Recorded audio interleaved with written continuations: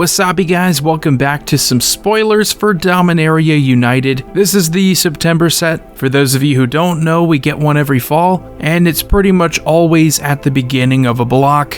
Never in between, but we are returning to Dominaria, at least focusing on Dominaria for the second time. The 2018 set was incredibly hyped because it was a big thing for the lore. Some of the best stories that were ever told in this game were involving Dominaria, so you get a lot of classic characters, some of which were never even printed before. And as I'm not really a lore expert, I couldn't really tell you the significance of all of the creatures you're going to see today, but we will be going over a few of the spoilers here. First up, we have the basic lands, and we seem to be committed to full arts for just about every set. Don't know how I feel about that, to be honest. It was really cool back when Zendikar was one of the only sets that did it. Now that every set gets their own full arts, it took away a bit of the luster. So if you are going to get these, they look pretty cool. They're like rose glass windows. I would say these probably look the nicest since the ones we got in Theros Beyond Death, and that's really because they're not over the top, crazy, obnoxious.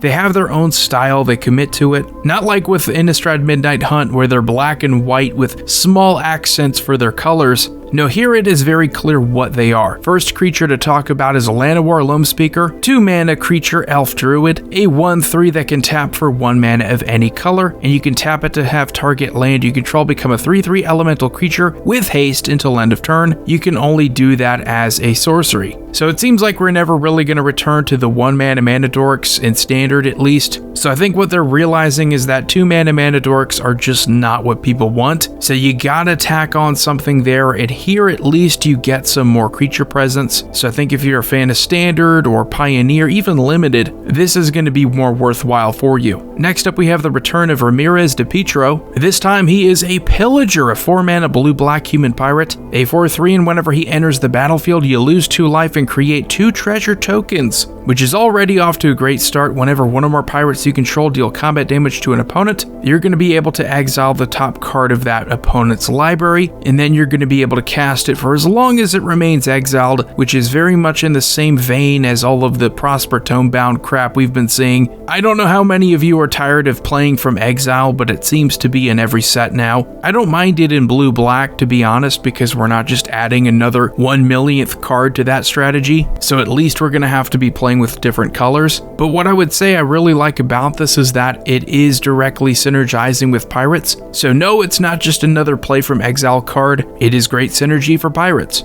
And then we have Jasmine Boreal of the 7, which is a very interesting card, very unique concept here. We saw a little bit of it in Commander 2021, and that is synergizing with creatures that have no abilities. So she taps for green and white, but you can only spend that mana on creatures with no abilities. What's really appealing here though is that creatures you control with no abilities can't be blocked by creatures with abilities, which is just about the majority of creatures that you're going to encounter in Magic. Other than that though, it's very simplistic. You know exactly what you're going to do. You're going to try to deal as much combat damage as possible to win. Of course, a legendary creature, you're going to see a lot more commander options here, and I think this is a very interesting concept, although it has kind of been implemented before, so it's not 100% unique. Next up, we have Darwaki The Younger. This 5-mana black and red human archer is a 3/3 with reach and lifelink. And if another source you control would deal non-combat damage to a permanent or player, it deals that much damage +1 to that permanent or player instead. And whenever you cast an instant or sorcery spell, Darwaki The Younger deals 2 damage to any target. So we get a bit of Spellslinger here in black and red, but at 5 mana, I don't know if this is going to be as efficient. I know it could certainly combo. We have Spellslinger strategies that can combo in black and red, but is it different enough for people to want to experiment with it? We'll just have to see. And then we have Evolved Sleeper, 1-mana black human, a 1/1. Pay 1 black, Evolved Sleeper becomes a human cleric with base power and toughness 2/2. Pay 2 mana, if Evolved Sleeper is a cleric, put a death touch counter on it, and it becomes a Phyrexian human cleric with base power and toughness 3/3. Pay 3, if it is a Phyrexian, you put a +1/+1 counter on it, then you draw a card and you lose a life. So we see a lot of cards like these where you pay 1 at a time and you're changing the form of the creature. Usually this is going to matter more in limited. I don't see this being as strong in something like standard or even pioneer. No, in limited I think this is where it belongs.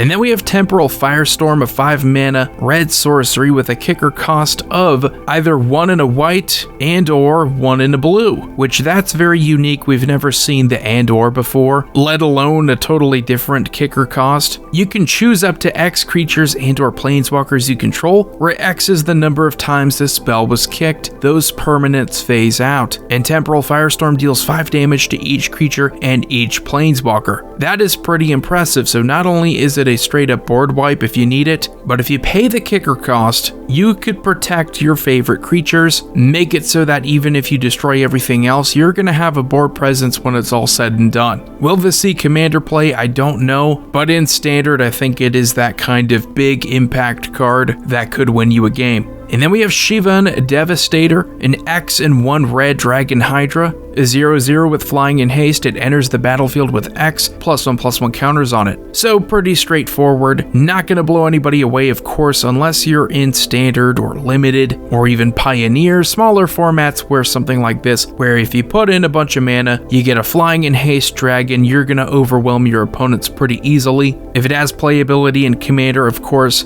it's going to be if you can duplicate it, because that haste is going to allow you to deal even more combat damage. And then we get our first planeswalker for the set, Jaya Fiery Negotiator. 4 mana with a loyalty of 4. She has 4 abilities. The first one is a +1. You create a 1/1 red monk creature token with prowess. The -1 says exile the top 2 cards of your library. Choose one of them, you may play that card this turn. The -2 says choose target creature an opponent controls. Whenever you attack this turn, Jaya Fiery Negotiator deals combat damage equal to the number of attacking creatures to that creature. So that's pretty standard. You get some removal on a minus, but the ult here is a -8 that says you get an emblem with whenever you cast a red instant or sorcery spell, you copy it twice and choose new targets for the copies. So that's quite powerful. Red already does this a lot, where you get to copy a bunch of instants and sorceries. Of course, it's hard to get the wow factor out of a lot of these planeswalkers these days because we get them in every set, and they usually just do good stuff things. And by good stuff things, I mean they might create a creature token, they might destroy a creature, do something like that, but they don't really offer anything that could be essential for your strategy. So outside of standard or limited, they don't really have long-term playability.